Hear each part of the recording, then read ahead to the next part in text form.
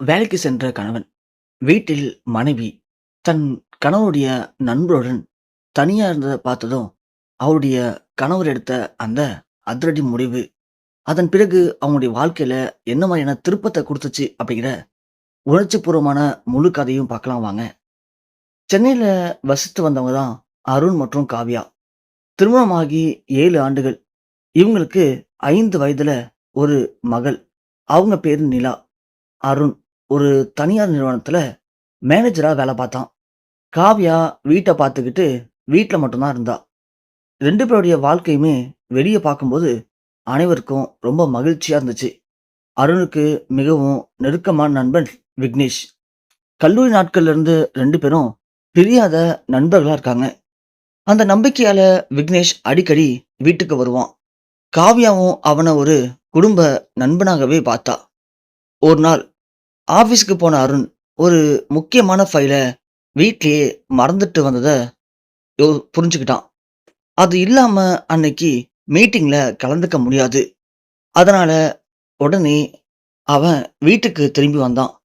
வீட்டு கதவு முழுவதும் மூடப்படாம லைட்டா மூடி லைட்டா திறந்து இருந்துச்சு. காவியா அப்படின்னு சத்தம் போட்டுக்கிட்டு உள்ள போனான். அந்த நேரத்துல ஹால்ல விக்னேஷ் நின்னுட்டு இருந்தான். காவ்யாவுடைய கண் கலங்கி இருந்துச்சு. விக்னேஷ் அவளுக்கு ஆறுதல் சொல்ற மாதிரி தெரிஞ்சது. அருண் திடீர்னு அப்படி நின்னுட்டான். அவனை பார்த்ததும் 2 பேரும் அப்படியே அதிர்ச்சி அடைஞ்சாங்க. அருண், நீ எப்போ இப்படி அப்படின்னு விக்னேஷ் கேட்டான். ஆனா அருணுடைய மனசுல ஒரே கேள்வி. நான் இல்லாத நேரத்துல இவன் ஏன் என் வீட்ல என்ன பண்றான்? காவியா ஏதோ சொல்ல முயற்சி பண்ணா. நீங்க நினைக்கிற மாதிரி இல்ல. ஆனா கோபத்துல இருந்த அருண் ஒரு வார்த்தையும் கேட்கல. இனி ஒரு வார்த்தை கூட பேசாத அப்படின்னு கத்திட்டு அங்கிருந்து வெளியே போயிட்டான். அன்னைய நாள் அவங்க வீட்டுல முழுக்க அதன் பிறகு அமைதி மட்டும்தான் இருந்துச்சு. காவ்யா அழுதுகிட்டே இருந்தா. விக்னேஷ் பலமுறை அருணை தொடர்பு கொண்டு பேச முயற்சி பண்ணான். ஆனா அருண் யாருடைய அழைப்பையுமே ஏற்கல. அந்த ஒரு காட்சி பலரோட நம்பிக்கைய உடைச்சிட்டதா அவன் நினைச்சான். அடுத்த நாள் காலையில வீட்டுல யாரும் யார்கிட்டயும் பேசல. காவ்யா பலமுறை அருண்கிட்ட பேச முயற்சி பண்ணான். ஒரு 5 நிமிஷம் மட்டும் போதுங்க, நான் உங்கள்கிட்ட பேசணும்னு சொன்னான். அருண் திரும்பி பார்க்க கூட இல்லை. நான் என் கண்ணால பார்த்ததுக்கு மேல எந்த விளக்கமும் எனக்கு வேண்டாம். அந்த வார்த்தை காவ்யாவோட இதயத்தை மொத்தமா நொறுக்குனுச்சு. மகள் நிலா எதுவும் புரியாம, அம்மா, அப்பா, ஏன் கோபமா பேசிக்கிறீங்க அப்படின்னு கேட்டா. அவளுக்கு பதில் சொல்ல முடியாம காவியா அமைதியா அழுதுகிட்டே இருந்தா. அப்படியே 3 நாட்கள் கழிஞ்சது. காவ்யாவுடைய கையில ஒரு சட்ட நோட்டீஸ் வந்துச்சு. அது என்னன்னா விவாகரத்து மனு. அதை பார்த்ததும் அவளது கைகள் நடுங்கி போச்சு. பல ஆண்டுகள் சேர்ந்து வாழ்ந்த வாழ்க்கை ஒரே ஒரு பேப்பர்ல முடிவுக்கு வரப்போதே. அன்றையே அவ அருண் ஆபீஸ்க்கு போனா. தயவு செய்து ஒரே ஒரு தடவை நான் சொல்றத முழுசா கேளுங்க. ஆனா அருண் கோபமா சொன்னான். நீயும் அவனும் வீட்டுல தனியா இருந்தத நான் பார்த்தேன். அதுக்கப்புறம் எனக்கு எந்த ஒரு விளக்கமும் தேவையில்ல. காவியா அதை கேட்டு கண்ணீரில கலங்கி அழுதா. விக்னேஷ் என்ன பார்க்க வரல, உங்களை பற்றி ஒரு முக்கியமான விஷயத்த சொல்லதான் வந்தாரு. அருண் சிரித்தான். பொய் சொல்லாத காவ்யா, இனி எதுவும் மறைக்க முடியாது. அருண் சொன்னதை கேட்டு காவ்யா எதுவும் பேசாம திகைச்சு போனா. அவ அமைதியா அதன் பிறகு வெளியே போயிட்டா. அன்னைக்கு சாயந்தரம் விக்னேஷ் அருணை சந்திக்க முயற்சி பண்ணான். டேய், நீ பெரிய தவறு பண்ற, உண்மையை தெரிஞ்சுக்காம முடிவு எடுக்காத. ஆனா அருணுடைய கோபம் கொஞ்சம் கூட குறையல. இனிமே என் வாழ்க்கையில நீ தேவையில்லை. அந்த ஒரு வாக்கியத்தோட பல வருட நட்பும் முடிஞ்சது. 2 வாரங்கள் கழிச்சு நீதிமன்றத்துல முதல் விசாரணை. நீதிபதி இருவரையும் பார்த்து கேட்டாரு. இருவரும் சமரசமா பேசிக்கொள்ள விருப்பமா? அருண் உடனே இல்ல, இந்த திருமணத்தை தொடர விருப்பம் இல்ல. காவியா தலை குனிஞ்சு நின்னான். அவ எதிர்த்து எதுவும் பேசல. ஆனா அவளுடைய கண்கள் ஒரு வழி மட்டும் இருந்துச்சு. உண்மை தெரிஞ்ச நாள் நீங்களே வருத்தப்படுவீங்க. அந்த வார்த்தையை மட்டும் அருண் மனசுல ஒலிச்சுக்கிட்டு இருந்துச்சு. அவன் அதை வெளியில காட்டிக்கல. ஆனா அவனுக்கே தெரியாம சந்தேகத்தோட சேர்ந்து ஒரு சிறிய குழப்பமும் மனசுல தோன்ற ஆரம்பிச்சது.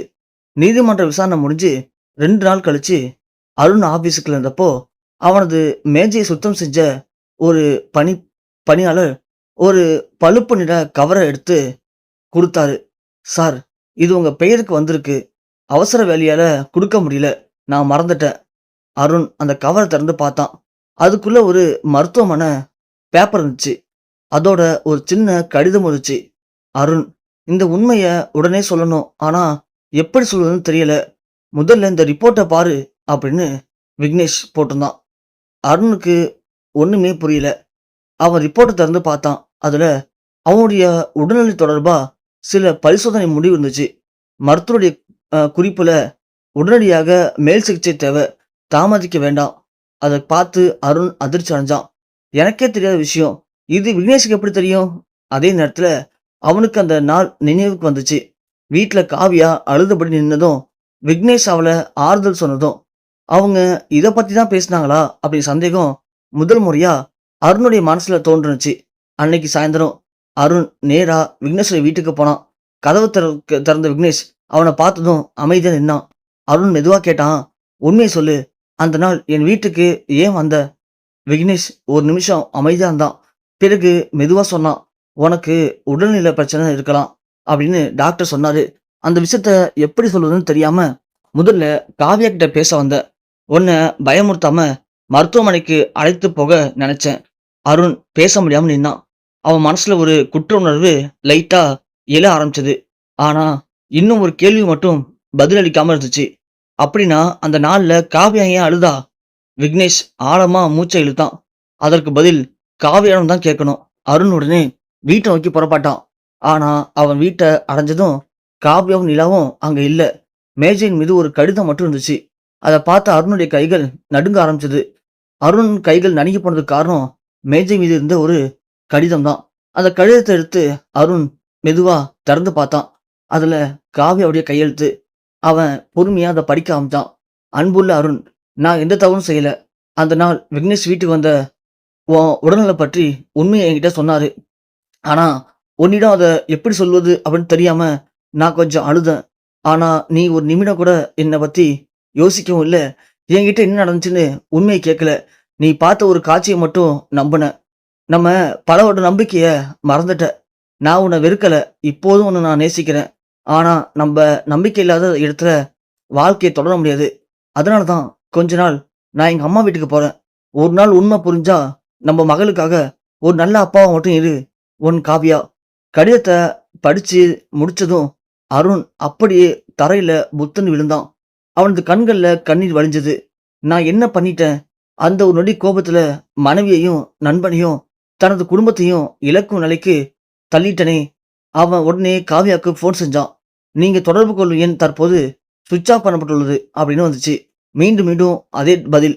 அவன் விக்னேஷிடம் ஓடுனான். "டேய், காவ்யா எங்க இருக்கா?" விக்னேஷ் மெதுவா சொன்னான். "அவ அம்மா வீட்டுக்கு போயிருக்கா. ஆனா அவ ரொம்ப மனசுடைஞ்சு போயிட்டாடா." அந்த வார்த்தை அருணுடைய மனச இன்னும் ரணமாக்குனுச்சு. அன்னைக்கு இரவு வாழ்க்கையில முதல் முறையா அவன் தனியா அமர்ந்து கதறி அழுதான். தான் கோபம், தான் அவசர முடிவு, தான் சந்தேகம் எவ்வளவு பெரிய தவறா மாறிடுச்சு அப்படிங்கிறத அப்பதான் முதல் முறை அருண் உணர்ந்தான். மறுநாள் அதிகாலையிலேயே அருண் காவ்யாவுடைய அம்மா வீட்டுக்கு புறப்பட்டான். முழு வழியிலயும் அவன் மனதுல ஒரே எண்ணம். ஒரே ஒரு முறை அவ என்ன மன்னிச்சிடணும். வீட்டை அடைஞ்சதும் கதவை தட்டினான். காவ்யாவுடைய அம்மா கதவை திறந்தாங்க. அருணை பார்த்ததும் அவங்களுடைய முகம் மாறி போச்சு. "இப்போ எதுக்கு வந்திருக்க?" அப்படின்னு அருண கேட்டாங்க. அருண் கண்ணீரோட, "அத்தை, நான் பெரிய தவறு பண்ணிட்டேன். காவ்யாவை பார்க்கணும்." அவங்க ஆழமா மூச்சு விட்டாங்க. "அவ இங்க இல்லப்பா." அருண் அதிர்ச்சி அடைஞ்சான். "எங்க போயிருக்கா?" "நேத்து நைட்டு ஹாஸ்பிட்டல் போயிருக்கா." "மருத்துவமனைக்கா?" அருணோட இதயம் வேகமா துடிச்சது. "என்ன ஆச்சு?" அவங்க அமைதியா சொன்னாங்க. "கடந்த சில நாட்களா மன அழுத்தத்துல சரியா சாப்பிடவே இல்ல. மயங்கி விழுந்துட்டா." அந்த வார்த்தை அருண ரொம்ப காயப்படுத்துனுச்சு. அவன் உடனே மருத்துவமனைக்கு போனான். அங்க வெளிய பார்த்தான். படுக்கையில காவ்யா. அருகில அவனுடைய குழந்தை நிலா. தூங்கிக் கொண்டிருந்த அம்மாவுடைய கைய இறுக்கமா பிடிச்சிருந்தா. அந்த காட்சிய பார்த்த அருணுடைய கண்கள் கலங்குனுச்சு. அப்போ மருத்துவர் வெளிய வந்தாரு. "நீங்க தான் அவங்க கணவரா?" "ஆமா டாக்டர். உடம்ப விட மனசு ரொம்ப காயப்பட்டிருக்கு. அவங்களுக்கு இப்போ அமைதி தான் தேவை." அந்த வார்த்தை அருணுடைய மனசுல ஆழமா பதிஞ்சுது.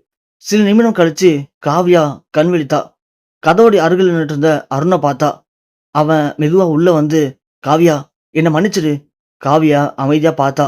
சில நொடி எதுவுமே பேசல. பிறகு மெதுவா கேட்டா, "அருண், நீ என்ன நம்பினியா? இல்ல உன் சந்தேகத்த நம்பினியா?"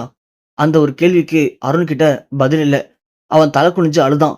அப்போ நிலா விழிச்சுக்கிட்டா, "அப்பா, நீங்க வீட்டுக்கு வருவீங்களா?" அப்படின்னு கேட்டா. அந்த சிறிய கேள்வி 2 பேர் இதயத்தையும் உடைச்சது. ஆனா காவ்யா இன்னும் ஒரு முடிவு எடுத்திருந்தா. அத கேட்டதும் அருண் மீண்டும் அதிர்ச்சி அடைஞ்சு போனான். மருத்துவமனை அறையில அமைதி மட்டும் இருந்துச்சு. காவ்யா மெதுவா சொன்னா, "அருண், இன்னும் தலை குனிஞ்சு நின்னுட்டு இருக்க தேவையில்ல." சில நொடிகள் கழிச்சு காவ்யா இன்னும் பேச ஆரம்பிச்சா. "அருண், ஒரு குடும்பம் அன்பால மட்டும் வாழாது. நம்பிக்கையாலும் தான் வாழும். அந்த நாள் நீ ஒரு நிமிஷம் கூட என்ன எதையும் கேட்கல. நான் சொல்ல வந்த உண்மைக்கு கூட ஒரு வாய்ப்பு கூட குடுக்கல." அருணுடைய கண்கள்ல கண்ணீர் வந்துச்சு. "நான் செஞ்சது மன்னிக்க முடியாத தவறு. கோபத்துல யோசிக்காம முடிவெடுத்துட்டேன். என்ன மன்னிச்சிடு காவ்யா." அவன் கைகள கூப்பி மன்னிப்பு கேட்டான். அத பார்த்த காவ்யாவுடைய அம்மாவும் கண் கலங்குனாங்க. அப்போ சிறுமி நிலா ஓடி வந்து அம்மாவுடைய ஒரு கையையும், அப்பாவுடைய ஒரு கையையும் பிடிச்சா. "நீங்க 2 பேரும் சண்ட போடாதீங்க. நாம எல்லாரும் சேர்ந்து வீட்டுக்கு போலாமா?"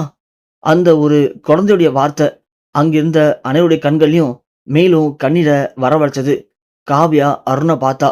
"நான் உன்ன மன்னிக்கிறேன். ஆனா உடைஞ்ச நம்பிக்கைய மீண்டும் கட்டுவதற்கு கண்டிப்பா எனக்கு நேரம் வேணும்."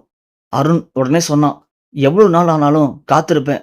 இனிமே எந்த முடிவையும், உண்மையையும் உன்ன கேட்காம எடுக்க மாட்டேன்." 1 மாதம் கழிஞ்சது. அருண் நீதிமன்றத்துல தாக்கல் செஞ்சிருந்த விவாகரத்து மனுவ திரும்ப பெற்றான். விக்னேஷ சந்திச்சு, "என்ன மன்னிச்சிடு நண்பா. உன்னையும் தவறா நெனச்சுட்டேன்." விக்னேஷ் சிரிச்சபடி அவன கட்டி அணைச்சுக்கிட்டான். நட்பு நம்பிக்கையால தான் உயிரோட இருக்கும். சில மாதங்கள் கழிச்சு அதே வீட்ல மீண்டும் சிரிப்பு சத்தம். நிலா பிறந்தநாள கொண்டாடுனாங்க. கேக் வெட்டும்போது அருண் காவ்யாவ பார்த்து மெதுவா சொன்னான், "நன்றி, எனக்கு இன்னொரு வாய்ப்பு குடுத்ததுக்கு." காவ்யா சிரிச்சா. "அன்பு மன்னிக்கும். ஆனா நம்பிக்கை காப்பாற்றுவது நம்ப பொறுப்பு." 2 பேருடைய கைகளையும் இணைச்சுக்கிட்டாங்க. அந்த வீட்ல மீண்டும் சந்தோஷம் மலர ஆரம்பிச்சது. இந்த கதையில நாம பார்க்க போறது, கண்களால பார்ப்பது எல்லாமே உண்மை அல்ல. காதால் கேட்பது எல்லாம் பொய்யும் அல்ல. ஒரு குடும்பத்த காப்பாற்றுவது கோபம் அல்ல. பொறுமையா கேட்டு புரிஞ்சு கொள்ளக்கூடிய மனசு தான் அந்த குடும்பத்த அடுத்த கட்டத்துக்கு கொண்டு போகும். அதனால வாழ்க்கையில எந்த மாதிரியான பிரச்சனை, எந்த மாதிரி கட்டத்துல எப்படி வேணாலும் வரலாம். ஆனா, நாம நம்ம குடும்பத்த முழுமையா நம்புனா, கண்டிப்பா அந்த நம்பிக்கை நம்ம குடும்பத்த ஒரு நாளும் சிதைவடைய வைக்காது. அது மேலும் மேலும் நம்ம குடும்பத்த காப்பாற்றி நல்ல உயரத்துக்கு கொண்டு போறதுக்கு நல்ல வழிய மட்டுமே வகுக்கும். அதனால கண்டிப்பா கணவன், மனைவி 2 பேருக்குள்ள தேவை வெறும் காதல் மட்டும் இல்ல. அதுக்கு முழுமையான நம்பிக்கையும் கண்டிப்பா தேவை. இந்த கதை உங்களுக்கு பிடிச்சிருந்துச்சு அப்படின்னா, மறக்காம வீடியோக்கு ஒரு லைக் பண்ணுங்க. அதுபோக இது மாதிரியான உணர்ச்சி மிக்க கதைகள தினமும் படிக்க நம்ம சேனல தொடர்ந்து சப்ஸ்கிரைப் பண்ணி ஃபாலோ பண்ணுங்க.